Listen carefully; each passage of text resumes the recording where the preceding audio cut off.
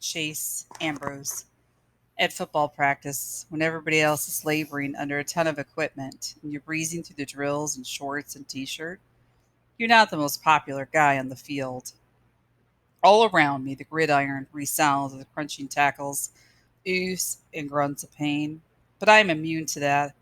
No contact for the first week of my comeback, middle school rules. My teammates managed to see to it that I suffered just the same. Around the Gatorade bucket, no drink in my hand makes it as far as my mouth. It's pretty clear the other players have determined that I'm going to get as much. I'm not going to get as much as a sip as long as my special treatment holds up. Every time I've got a full cup, someone manages to jostle my elbow until the contents spill down my leg and into my cleats. It's been going on for 3 days now. I'm borderline dehydrated, and when I walk, my wet pants create squishy noises. Hey, Pink, Coach Davenport calls, referring to the fruit punch color of my lower body. Get out there and catch some passes. I have no memory of what practice is supposed to be like, but I don't complain about the treatment and focus on doing my job. I guess playing football is like riding a bicycle. You never really forget how. I run hard, and after a couple of days, the cuts and jukes come back to me. More muscle memory. I make a few good grabs, and I can feel the guy's attitudes thawing a little. Nice catch, Captain, Landon tells me with a slap where my shoulder pad would be if I were wearing one. I guess I'm still the captain. I didn't forfeit that by having amnesia. Yeah, good to have you back, adds Joey in a tone that could almost be interpreted as friendly. I try to turn this development to my advantage. Can I have a drink now? He laughs. Bathroom's in the field house, newbie. I hadn't thought of that. Pretty soon I'm in there, bent over the sink, guzzling water from the tap. It's better than drinking out of the toilet, which is probably what Joey had in mind. It takes a while, but Landon finally explains that this is standard procedure for anyone who's on non contact. As soon as I'm getting tackled like everyone else, my Gatorade privileges will be restored. Football. Here's a surprise. I like it. That means everything didn't change when I fell on my head. It proves that you can be an athlete and a video club kid at the same time. Not in my case, obviously. Video club invited me to get lost, but it's possible to be both. I have no idea why more people don't do it. Maybe it's because the jocks will never find out if they enjoy doing something artsy, because they never try it. And the arts kids feel the same way about sports. In spite of everything that's happened, I'm getting the hang of most of the Hurricanes. They're a rowdy crew, and sometimes the physical nature of the game spills over into the way they treat other kids, which is definitely not right. But they're giving me a chance, which is more than I could say for Video Club these days.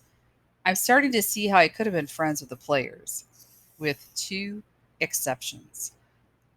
Aaron and Bear finally have what they wanted. My name is Mud with my new friends, and I'm back on the team. But if they expect us to be the Three Musketeers again, they can forget it. They couldn't stand to see me making a life for myself that didn't include them. So they wrecked it for me, and in the process, they managed to retarget poor Joel, who hasn't even been home for 2 weeks yet. And that's not including the way they treat the residents of Portland Street. But the last straw was when they cornered me, so I had no choice but to lie to Dr. Fitzwallace to protect the three of us. Aaron's always lecturing me about friendship. He doesn't know the meaning of the word. I don't talk to them. I don't stretch next to them. In the locker room, I sit so far away from them that I'm practically out in the hall. When we're on the practice field for the same drill, they get no chatter from me, not even eye contact. The other Hurricanes have started to notice, but they think it's funny. Aaron and Bear don't. And how much do I care about hurting their delicate feelings? Well, you could fit that inside the nucleus of a carbon atom. On Friday, Coach Davenport runs us through a quick workout. The Hurricanes have a night game tomorrow, and he wants everybody fresh but sharp. Since I won't be playing, he keeps me out on the field while the others clatter into the locker room. 10 laps, Pink, he calls. No dog in it. The others are laughing at me and calling out mock encouragement, their revenge for my week of no pads. To show off, I kick into high gear and sprint down the sideline. One thing that's come out of this first week of practice, I've gotten really fast. None of my teammates are very impressed because apparently I was always this fast. But it's news to me, and these days I need something to make me feel good about myself. When the tackle comes, it's a complete shock. One second I'm running free, and the next a big body hits just below the knees, knocking my legs out from under me and sending me hurtling forward. I must somersault because I see a quick panorama of sky and grass. The earth comes up to clobber me. I think I eat some of it. Gasping, I roll over. A helmeted figure is blocking out the sun. Number 57, Bear. Aaron stands beside him, applauding. How's that for non contact? Bear spits. I don't answer. I can't. The wind is totally knocked out of me. I just lie there, wheezing. Oops, he goes on, fake apologetic. I think that might have been contact. It's so confusing with you lately, Ambrose. You're a friend, you're an enemy. You're a teammate, you're a video dork. You've got amnesia. He grabs me by the fabric of my t shirt, hauls me to my feet. Or maybe you remember more than you let on. I've got no pads on. I choke, finding breath at last. You want to kill me? It could happen, you know. You get more than community service for that. We had to get your attention, man, Aaron informs me solemnly. You barely said a word to us all week. Don't worry, we won't harm a hair on your little head, Bear adds. Not till we get square. Get square? I don't know if I've ever been so mad. Aren't we square yet? All my friends hate my guts because they think I set up what happened in the band room. Aaron grins. It wasn't too hard to convince them either. I guess we're not the only ones who figured out that the new Chase is a phony. What are you talking about? I sputter. You never had amnesia, Bear accuses harshly. You faked the whole thing. Are you crazy? I demand. What's so fantastic about forgetting your whole life that anybody would fake it? I didn't even know my own mother. Well, for one thing, Bear returns readily, you can act like you have no clue what you owe us. I owe you nothing, I see. The fact that I used to be friends with you guys makes me sick. If you think you can push me around the way you do everybody else, think again. There's still enough of the old Chase left to take you on. You're lucky I don't go straight to the cops and rat you out for swiping Mr. Solway's medal. They stare at me in surprise. I can feel the advantage shifting to me, so I don't let up. Yeah, geniuses, I figured that out by watching you prowl in the halls of Portland Street, taking advantage of the people you're supposed to be helping. Give me credit for having the brains to see who's sleazy enough to steal from a war hero, who's too frail to look after his stuff. Bear is still staring, but slow understanding is dawning on Aaron. You really do have amnesia, he tells me.